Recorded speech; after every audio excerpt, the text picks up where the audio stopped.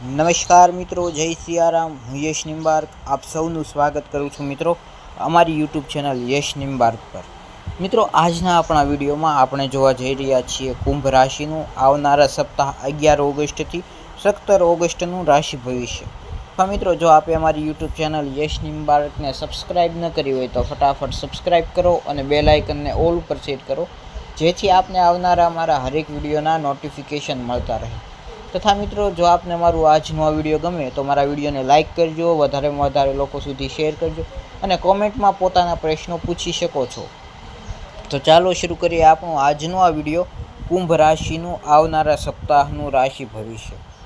તો કુંભ રાશિના જાતકો, આ અઠવાડિયે તમે તમારી વ્યસ્ત દિનચર્યામાંથી થોડાક આરામદાયક ક્ષણો કાઢીને તમારી જાતને પૂરતો સમય આપી શકો છો। આવી સ્થિતિમાં આ સારી તકનો લાભ લો અને તમારા સ્વાસ્થ્ય માટે દૈનિક ચાલવા જાઓ। આ સમય દરમિયાન તમારે ચપ્પલને બદલે ફૂટવેર પહેરવાની જરૂર રહેશે।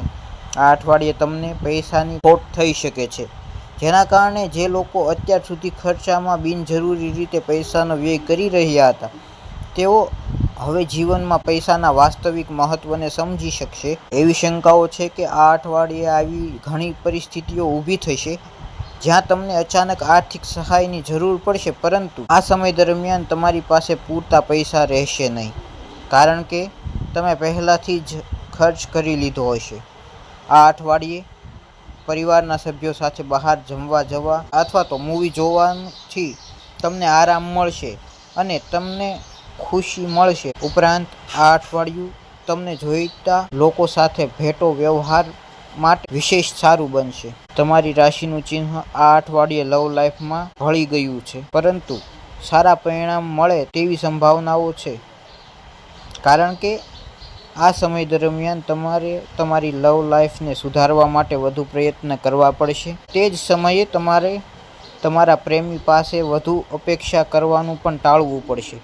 આવી સ્થિતિમાં પ્રેમી પાસેથી ફક્ત અને ફક્ત તે જ વસ્તુઓની અપેક્ષા કરો તમે તમારી જાતને પણ કરી શકો છો।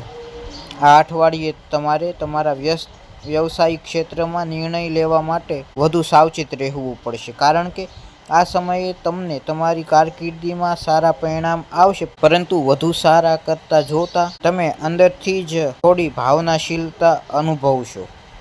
આ અઠવાડિયે ઘણા વિદ્યાર્થીઓ તેમને કેટલાક વિષયોમાં સમજવામાં મુશ્કેલી પડશે, પરંતુ આ હોવા છતાં તેઓ તેનાથી સફળતા મેળવી શકશે। આવી સ્થિતિમાં આ સમય દરમિયાન તેઓએ સતત પ્રયત્નશીલ રહેવા અને તેમના લક્ષ્યો પ્રત્યે સજાગ રહેવાની જરૂર રહેશે।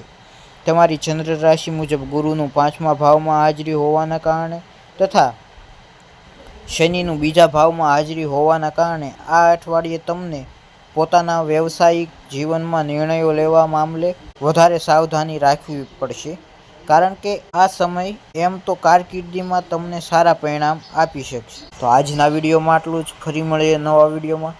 જો આપને મારું આજનો આ વિડીયો ગમ્યું હોય તો મારા વિડીયોને લાઇક કરો અને વધારેમાં વધારે લોકો સુધી શેર કરો, તથા અમારી યુટ્યુબ ચેનલ યશ નિમ્બાર્કને હજુ પણ સબસ્ક્રાઈબ ન કરી હોય તો ફટાફટ સબસ્ક્રાઈબ કરીને બેલ આઇકનને ઓલ ઉપર સેટ કરી દો, જેથી આપને આવનારા અમારા હરેક વિડીયોના નોટિફિકેશન મળતા રહે। તો ફરી મળીએ નવા વિડીયોમાં, ત્યાં સુધી જય સિયારામ।